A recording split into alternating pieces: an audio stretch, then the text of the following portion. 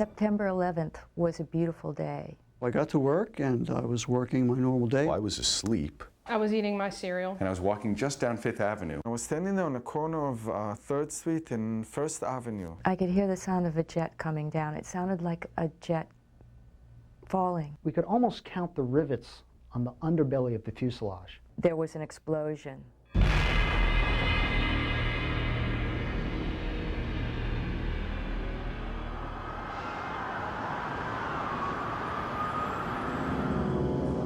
My hands were shaking like crazy. I live about a block from the Hudson River. I guess you could say the World Trade Center was my neighbor. Minutes ago, I was walking down Chambers Street. I saw the plane from the sky pass right into it. I've been living in Tribeca since 1986. And it really is my hometown.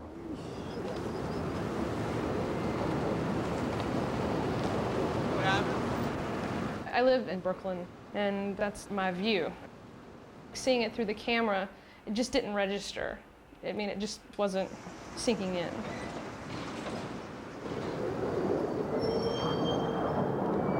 I saw the plane come into my viewfinder. Holy shit! Holy shit! Oh my God. That was the other building, wasn't it? I couldn't tell. As soon as the second plane went in, it was certain this is deliberate.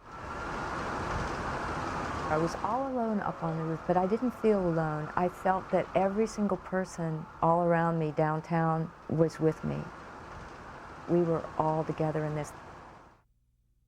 The police want everybody off the roof. Hurry up, because there's been another explosion. Everybody get out of the building, everybody evacuate the building. Oh, Lord. Should we wait for that guy? This is terror. This has got to be a terrorist. You think it is? Sure, yeah. The plane The two empty. planes, one right there. There were two? Another one just hit it. Yeah, two I did not know that. This another aircraft hit it. I'm here. Apparently a second airplane hit the Trade Center. They are evacuating our building. The police has asked all of us to get out of these tall buildings. So this is my last recording here at River Terrace.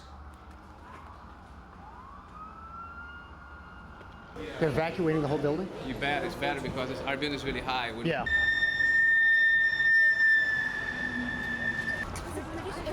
Was it? Was it British Airways? It was a commercial airline. Yeah, I saw that one. But a second one hit too. Someone said it was the British Airways hit the second World Trade right in the middle. You're kidding. All of these tall buildings are being evacuated.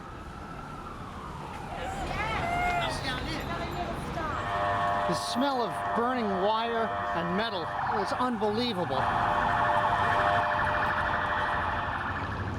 It looks as if there's people hanging from the windows.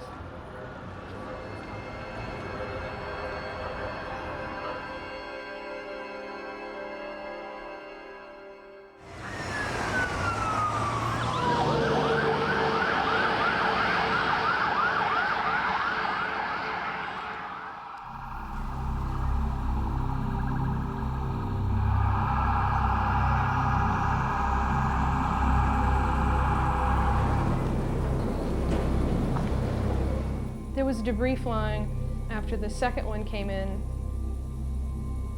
All the papers were glistening. The whole sky was sparkling. They flew like way deep into Brooklyn.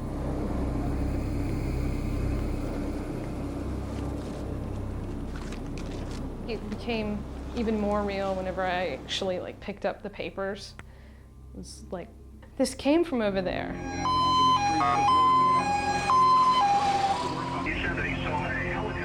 As a professional camera person, my instincts is get the shot, so I went to get the shot. All of a sudden I realized that what I was seeing coming out of the building was not debris falling, that it was people. I had no interest in shooting that footage.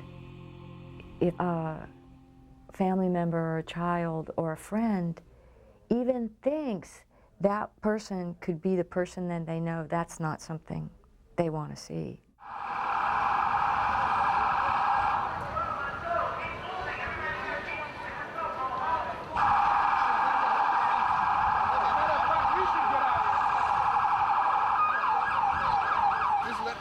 standing around. We got the action team. If you get any type of nerve gas, folks, listen, come on. Sorry, keep moving, all right?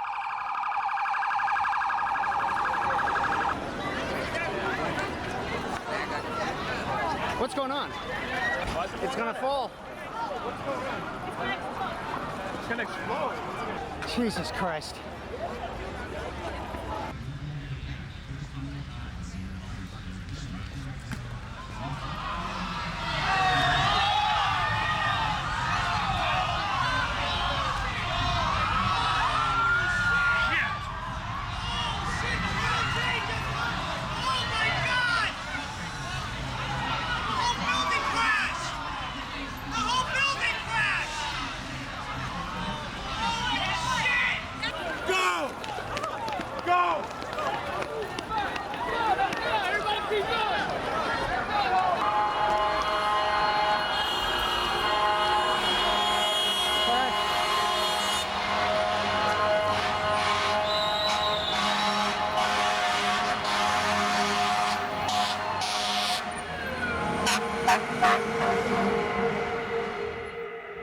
I had never seen anything like this smoke wave.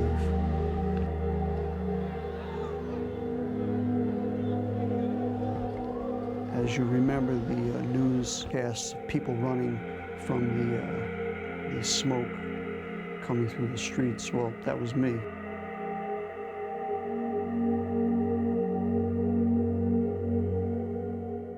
I was saying to myself, this is the end. New York is gone. That's it. This place is going to be a ghost town.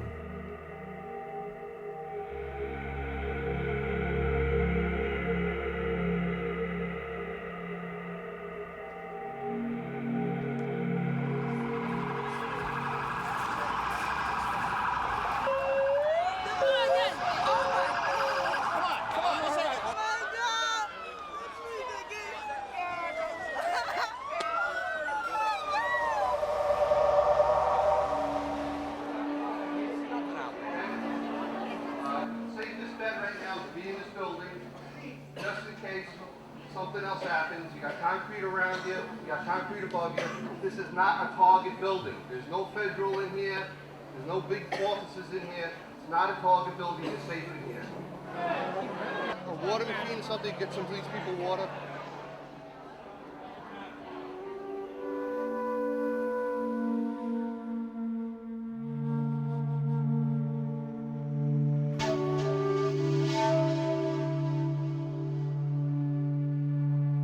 Yeah, here's one of the guys who can tell you I'm okay, all right? Here, hold on. You want to call your mother or something? Supposed to be right now. You gotta get back from here. I know that. You gotta get back. All right? I know. Don't worry about me. You need to make calls right now? All right, let's go. Here, I got it. Use this card, man. And a large plume of black smoke going up here on West Broadway and Chambers Street.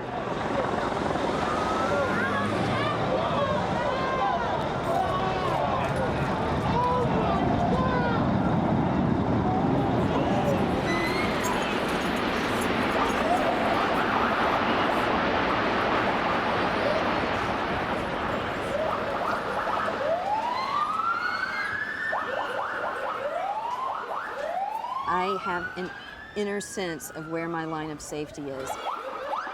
And I thought that I still had a couple more seconds to stay there. Come on, let's get in here. That shit can... Don't open it. Get behind. Oh my God, thank you, thank you, thank you. Oh my God. Oh my God. Look at the shadow of death. Oh my God! You're right. Oh my God, you saved my life. You saved my life. Thank you. Thank you. Thank you. Thank you. I covered a lot of sound that miss. Thank you. Thank you. Oh my God. Thank you. Thank you. Everybody was out of here. So have her. When I went outside, it was covered with ash. And God only knows what that ash is made out of.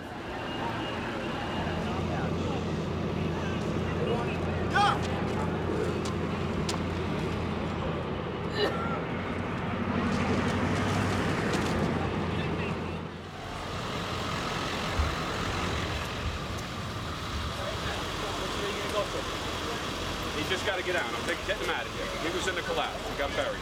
It's like zombies. You see these people walking just covered, head to foot in dust.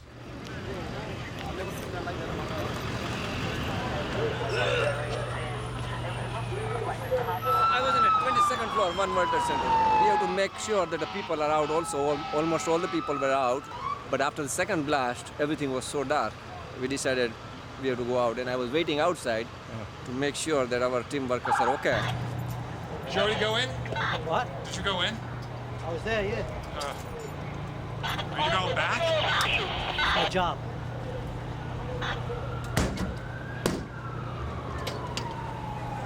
Good luck.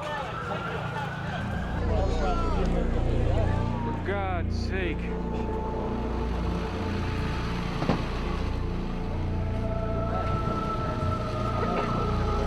Bye.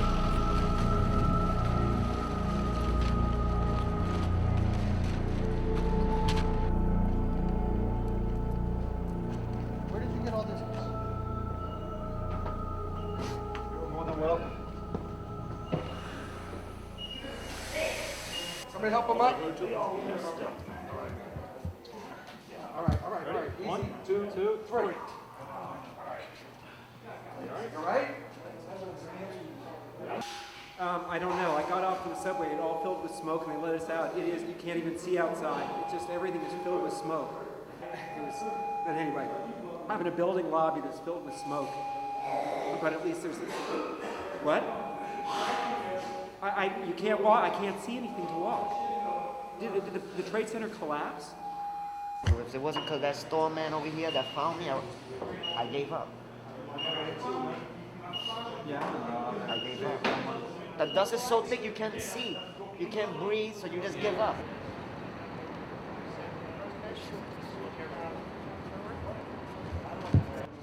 Don't walk this way, guys. We want to go to the bridge, no? What, the bridge? Brooklyn Bridge? You want to walk the Brooklyn Bridge? Go down as far as you can and then go across. What's over here? All right? We'll lock up everything. Don't worry about it. Be careful. Be safe, all right? You could walk across the Brooklyn Bridge. If you want to go to Brooklyn. Swim. You want to take the bridge? Yeah. Stay out of Manhattan. It was a huge exodus. Everybody was so shocked. Most people didn't even talk. Nothing's safe anymore. Well, I think there's like 30,000 workers in each. Not to mention the rescue workers who were already there after the first plane and all the people around it. Oh, I'll tell you, if the people in the Middle East think this is going to help their view, they're wrong. Yeah, you tell them. They're wrong. We're coming to get you in Baghdad. We're coming to get you in Afghanistan. We're coming to get you. He was just acting spontaneously out of anger, out of frustration, out of fear, sheer fear.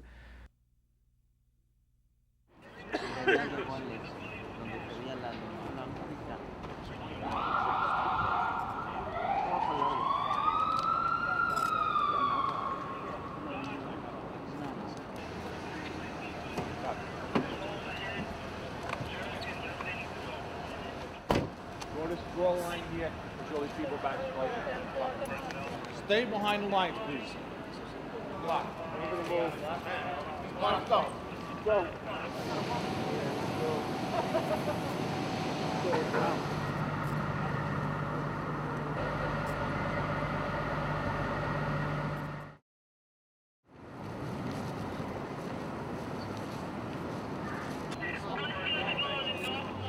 Everybody just flocked to the radio and it was dead silence. Everybody was just listening to the news reports and watching the images of the towers burning. We are now getting a report from that American Airlines says that one of its flights is down, or at least they've lost contact. 1010 Wins News now has learned that Mayor Giuliani has something to say. We're going to be moving a large number of ambulances and emergency personnel in and out of there all day. I've talked to the governor. He is putting the National Guard.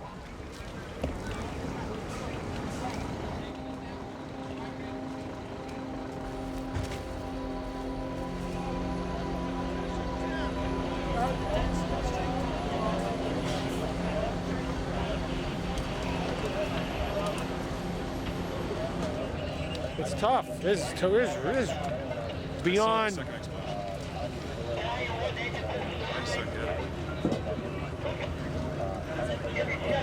You know, we can handle just about everything. This is beyond. Yeah, it really is. They were trying to put the fire out down there with towel ladders, but When it was on the 4th floor, we were trying to. well, we got all kinds of water problems. The two trade buildings took out the mains. There's no way to put the fire out.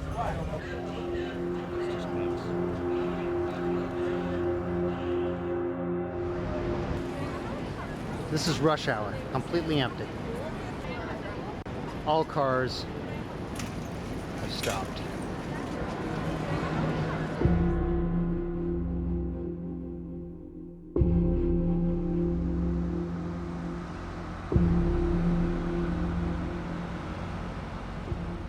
I went out about 9 o'clock at night. There were police barricades everywhere. This is a street that I walked down many times. The firefighters had looks on their faces like they had seen something pretty horrific. So what? Thousands of people buried down there. A couple hundred firemen, a couple hundred cops. Something that right there? That was the World Trade Center, straight up. This is 5 and 7, I don't know where it is.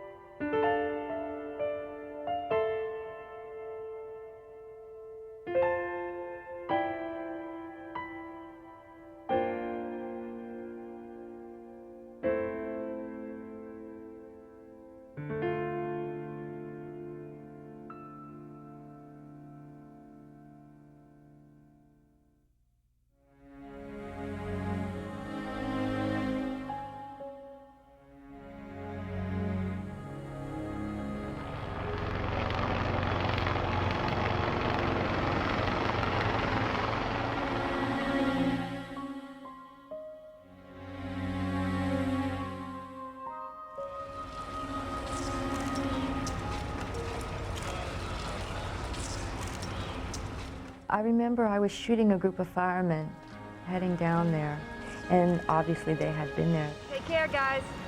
It was clear they knew where they were going. On September 12th, the next day, I went to Washington Square Park. I saw people just forming this huge circle around the fountain. Nobody had decided to do that. People were just holding hands, speechless, saying nothing. You knew what happened and you acknowledged it.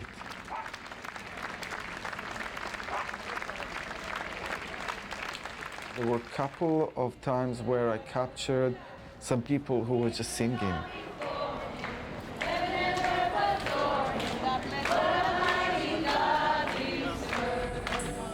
On September 12th, I went to the river where the most incredible thing out of this tragedy happened was Point Thank You, right on the Hudson River. And it was there that a whole bunch of people assembled to cheer on the rescue workers and the firemen and the cops and everyone else who were traveling back and forth between Ground Zero and Chelsea Piers, which was their base of operations. I'd say the feeling was very patriotic that evening,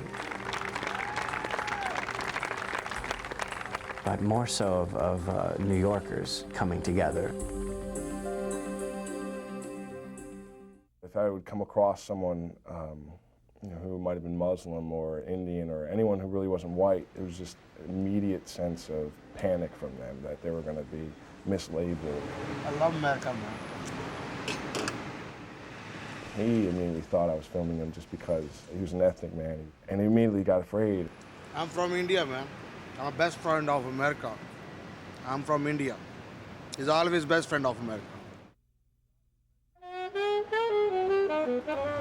On September 12th, it was pretty quiet.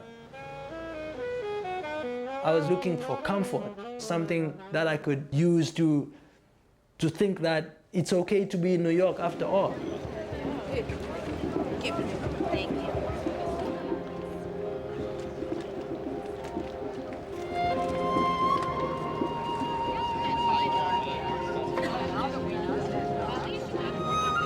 I think that people were tired from watching the news all day, and they thought, well, I gotta go and find somebody that can give me some hope.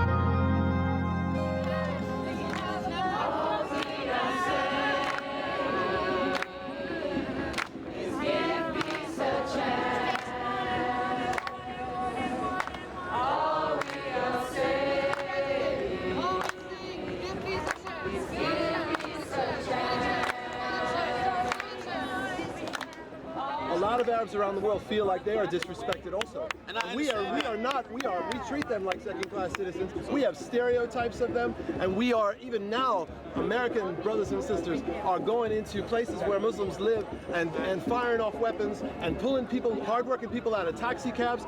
We don't have the right to do that. We also have to do some reflection.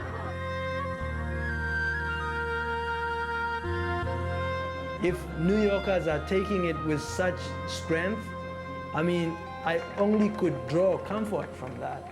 And they came out to a park to do that.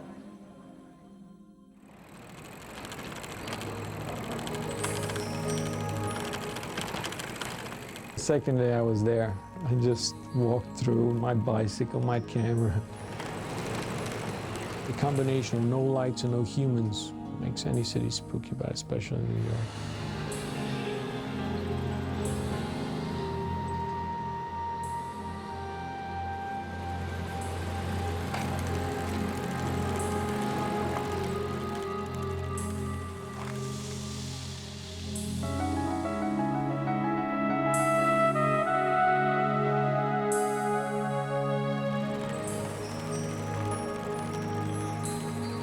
I do have a friend that has an apartment a block away from the Twin Towers.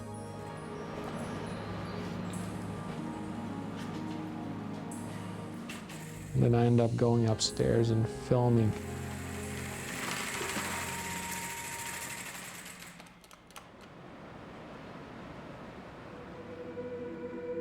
You had the smoke rising, and then you see the remaining skeletons of the Twin Towers. It reminded me very much like the Colosseum, you know, it was like the ancient Colosseum, you know, just a skeleton of it, and just such a statement.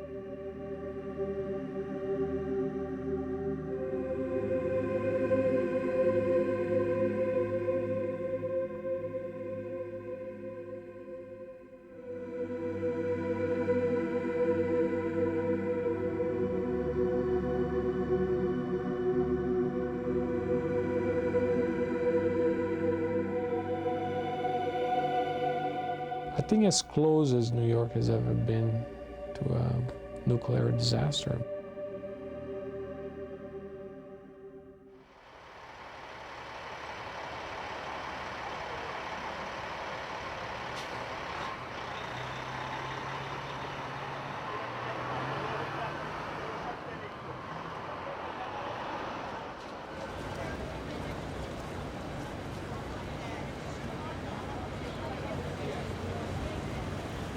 On Thursday, I went down to Lexington Avenue and 26th Street, which is where the Armory is, where families were going to try to find information about their loved ones who were in the tower.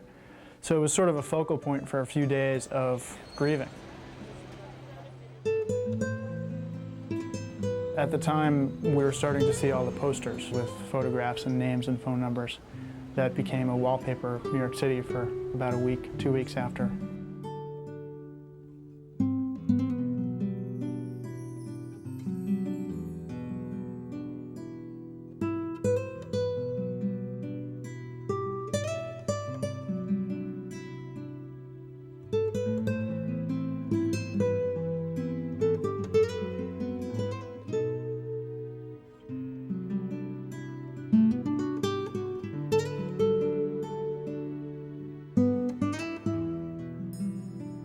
there was a lot of hope. A lot of hope.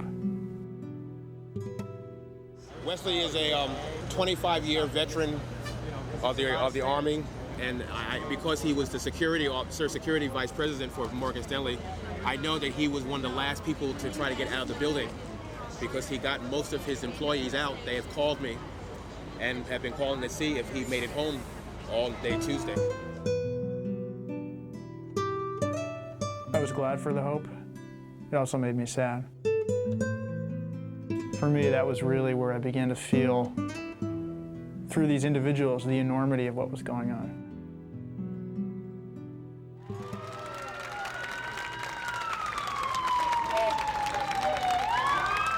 There was a feeling in the crowd that people were glad that Bill Clinton was there. This was still 2 days later, just 2 days. But there's a need to see someone with that stature out on the street. Mr. Clinton, should we invade Afghanistan? We should wait till the president tells us what the investigation says, and then what should be done. We should yield it.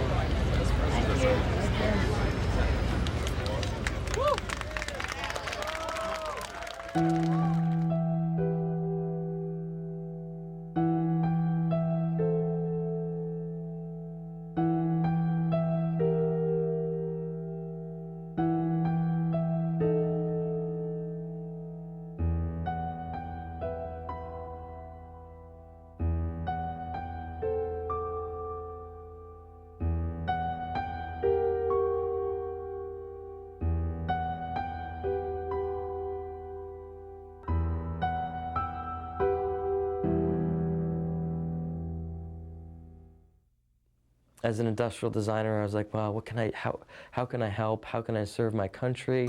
What can I do to help? What can I design? But then my girlfriend's a pastry chef. Done! 2 days afterwards, we made a cake to donate and to sort of show our support.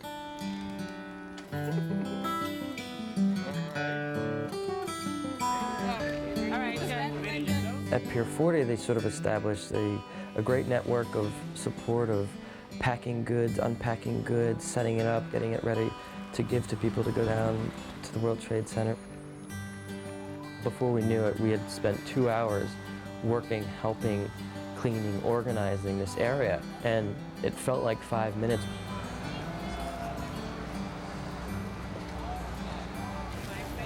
Just to give of ourselves in the smallest way. It really felt good to do something like that.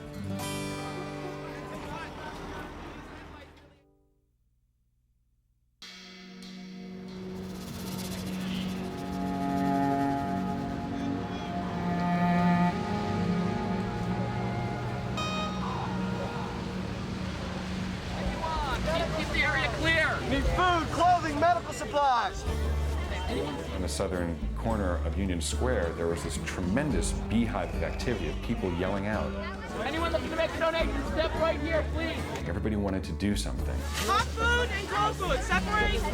Toiletries, toothbrush, toothpaste, deodorant, soap, medical supplies. Wonderful. Batteries. Please, yep, we're all set. Thank you so much.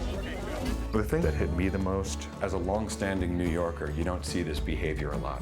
What people were willing to do and willing to bring, and everybody just saying, how can I help? Flashlights and batteries. Toiletries. Who's taking the town? We're pulling them random cars. FedEx truck just pulled up, filled up, went off. Pick it up. You got a van? Yeah. Okay, great. We have a truck. Yee! We have a truck here. 34th as well. I think New York showed its true colors that week in a way that hopefully it will never have to again, but has made this city much stronger.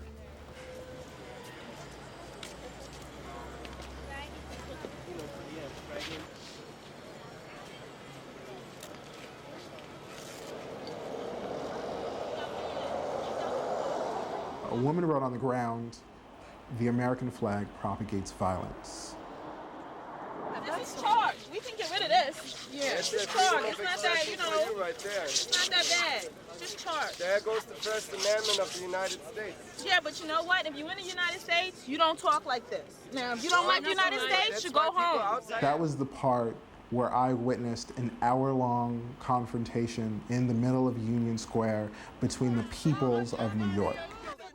I want the threat to be neutralized. And if that means erasing them off the face of the globe so my family can be safe, that's what I want done. I don't like to wait until the Gulf War, until the bombs are going, and then it's too late. And then it's too late to stand with candles and say, we don't like to have a war. It's time War now will to always talk. be with us. There are military targets and there are not military targets.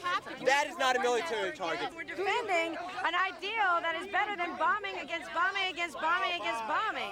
We are the most perfect nation that's ever been created, as flawed as we are, and I'll be damned if I'm going to stand by and let people bomb us.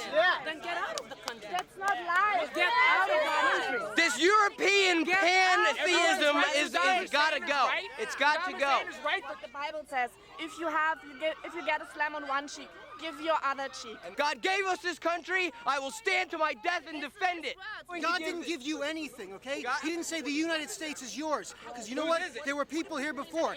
God has nothing to do with it. And that's exactly how the Antichrist is going to rise. I'm not going to fault anyone for what they said that day or for how long they fought for, because it was really just the frustration of being attacked, feeling unsafe, being unsure, your city being compromised, your life being compromised. Because it was emotion. It was just raw, gutted emotion. And I want you all to fucking stop and shut the fuck up right now.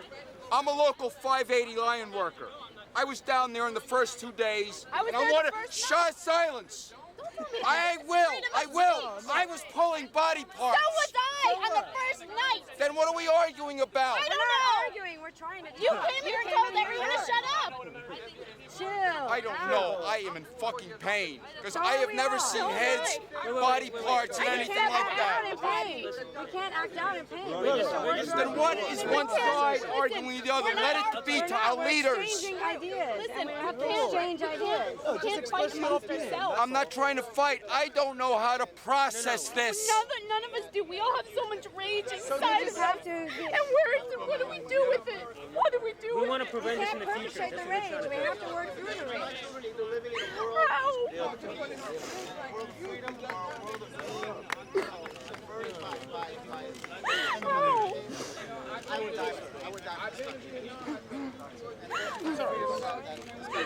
I'm sorry. I don't want to hurt anybody. I know. But what do we do with it? I don't know. There's so much emotion. It needs to be channeled somewhere. Or we're all going to kill each other. I mean, it's true. Why don't we stop arguing and start reflecting? That's what this part is about. No, we're arguing and then we're hugging. See? Argue, hug.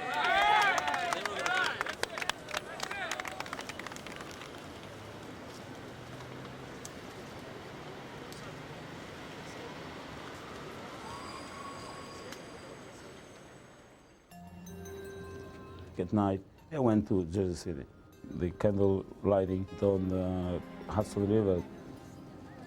I don't know how many people was there, 300 people, 500 people, in a little spot just to see what's happened there. It was so beautiful.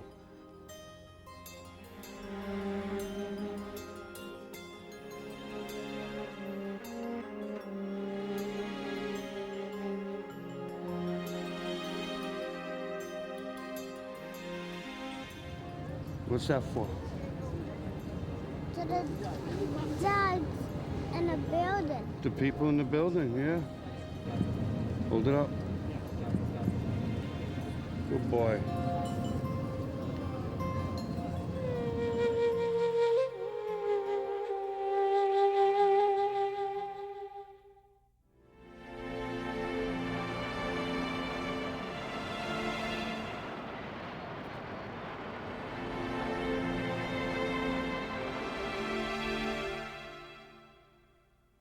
On the 15th, there was no easy place to walk once you got in there.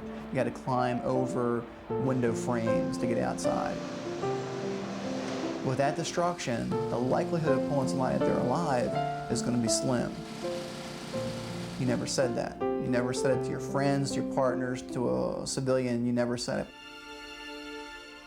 There was a golden rule, and we were told this before we entered the building. They said that if you find a New York firefighter or New York police officer, you don't touch the body, you don't move it. You stay with the body, you call one of the command staff, they come over, and New York City firefighters remove their own. That's the golden rule.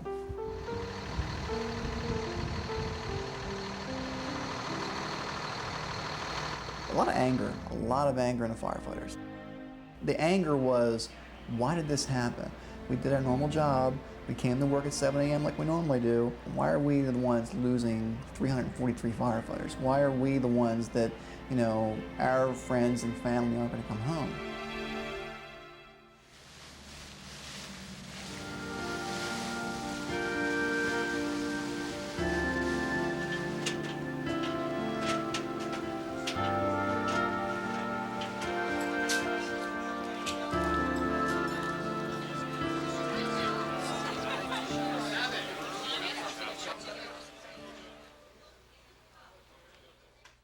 This is my apartment, and this is the dust in my apartment. Even if a tiny bit of one person was in a part of that dust, it was sacred. I still have it.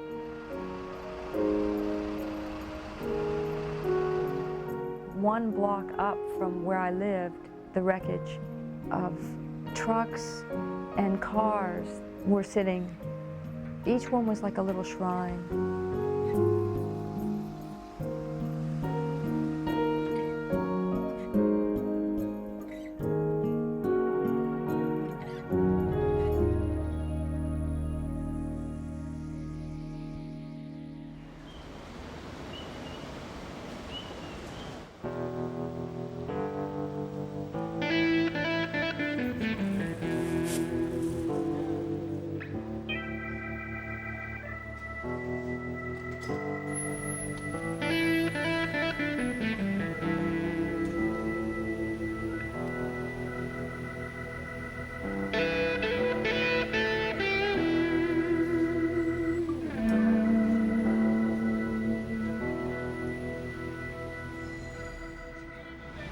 The man with a hat.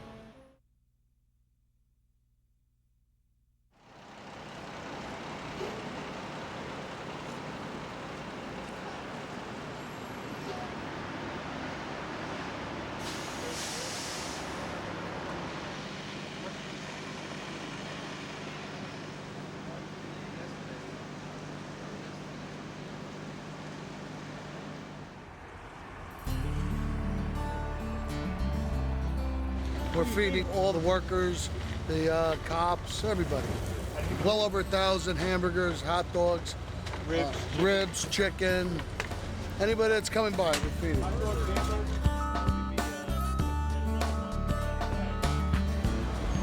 Okay, here you are. All right, thank you. You just want some napkins and you want another water? You sure? No, positive. All right. Thank you. Okay, you're welcome. Thank you. You guys want some burgers and hot dogs? Get up, burgers and hot dogs. Take a burger. Right here. Hamburgers. Water, anyone else? Guys, water?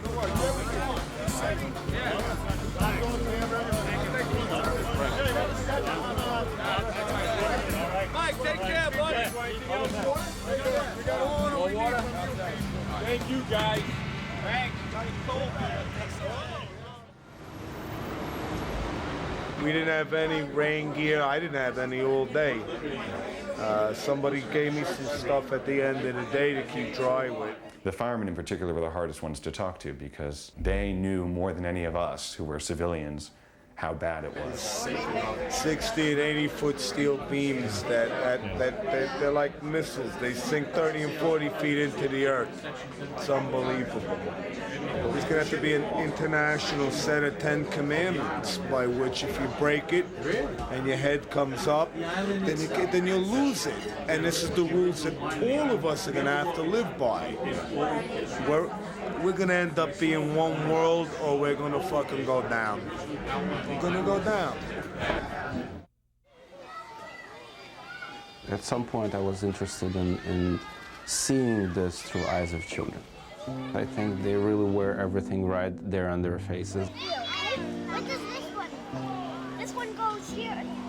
And there was a young boy, and his father. So I asked them if they wanted to comment on what's going on, or would they care to say anything. I think it's really horrible, that thousands of people just ended, suddenly ended, and that fuels anger and hatred, and I'm about to cry now, but I'm just, very sad and angry that this happened, and so many people had to die, They didn't have to die, right? They didn't have to die. I mean, there's no need for this. When he started talking, I was very surprised how fluent he was and how well-spoken he was. And I knew when I was filming it that I was filming something special.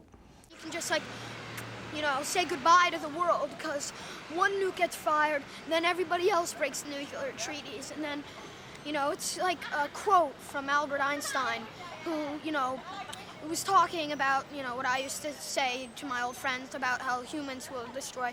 He said the First World War was fought in the trenches, the Second World War was fought in the air. I don't know how the Third World War will be fought, but the Fourth World War will be fought using stones, clubs, and bows and arrows. Just saying how, we'll probably, it's very scary to think nukes in the wrong hands like Osama bin Laden or Saddam Hussein, It's just very scary. Just community board members and officials and people with pertinent information over here. There was a community meeting of residents that I had to attend, and since I was attending it, I shot that. We're going to give you information of what we can, and then we're going to break up into groups. There'll be plenty of time. When I was leaving, there was a small parade of young people who were volunteering in an organization that was involved with cleaning up.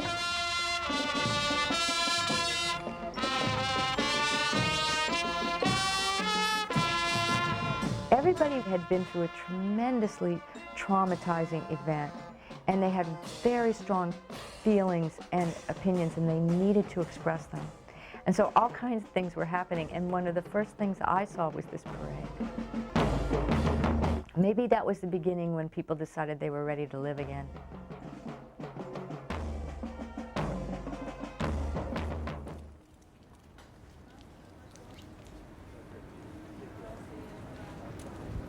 Yeah, help yourself as many as you want. Yeah, take as many as you want. Don't worry about it. Just take as many as you want. Yeah, don't worry about it. Yeah, Take as many as you need. Policeman, are you kidding me? Take the whole box. Yeah, you take the whole box. Come on, you guys are doing an incredible job. Thank you. I came and got some, and I went back to the precinct to pick up some paperwork. And everybody was Yeah. like, "Where'd you get the ribbons from?" I was like, all right. I'll be back That's with so some more cool. Our ribbons. ribbons are like at the precinct. How great is that? Everybody went nuts. They were made by the Columbia Business School. Yeah, Columbia Business School. Thank you. Yeah, We they thank stop the all Columbia night. Business School. Absolutely. All right, thanks, guys. No problem. All right. Keep up the good work. Okay, take care. I've never felt like I've loved the city so much as like when you see it start falling apart.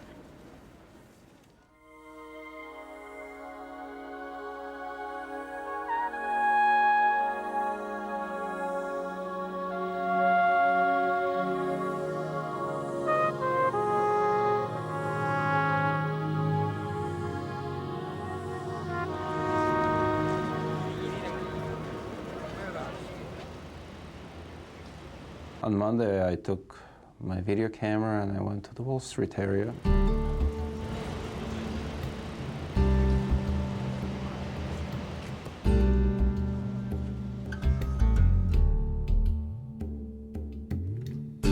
I believe we should go back to work, even though today nobody's really doing much business. Everybody's just really trying to get back to the way things were. Like right now the business is dead, there's no phone, so it's kind of hard.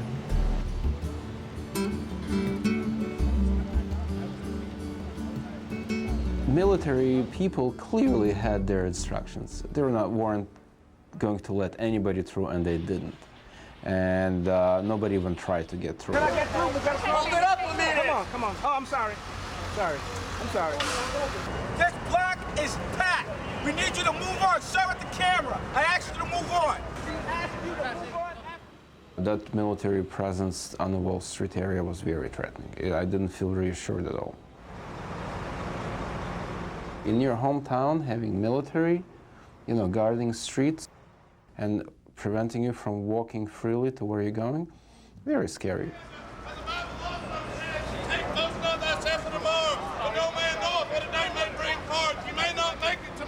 You may die the night before the day's over with. I want to beg you, I want to plead with you, I want to ask you to accept the Lord Jesus Christ as your Savior. I want to ask you if you'd bow down and ask Him to save you. Slow down.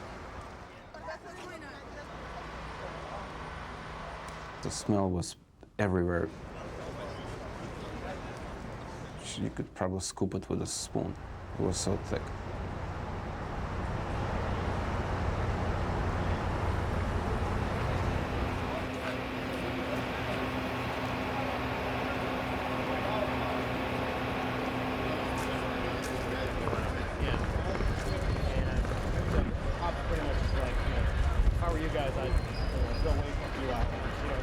In the distance, I could see my apartment building still standing. We weren't sure if it was damaged or if it had burned. Nobody knew. Do you see any blown windows? I think we're okay. I was able to go back to my apartment for a few minutes. That is the remains of the Trade Center. These great towers still smoldering just right outside my living room.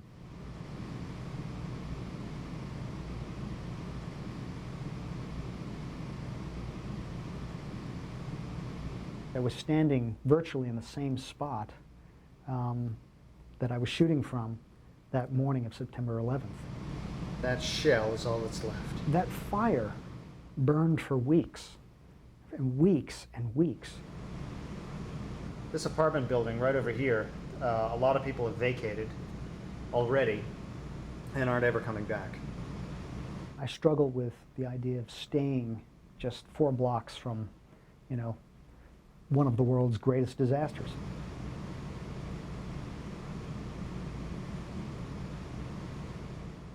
But it's my home. I can't turn my back on New York.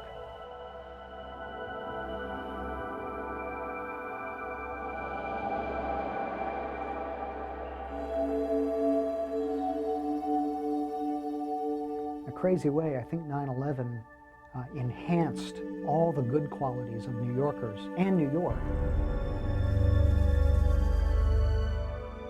There was a mood for every day. There was almost a change that was so visible. As horrible and as awful as it was, you could look at a stranger in the eye and know they were feeling the same pain, the same anguish that you were. And there's something pretty amazing about that. I don't think I could live anyplace else. I mean, even after all this happening, I don't think I want to live anywhere else but here.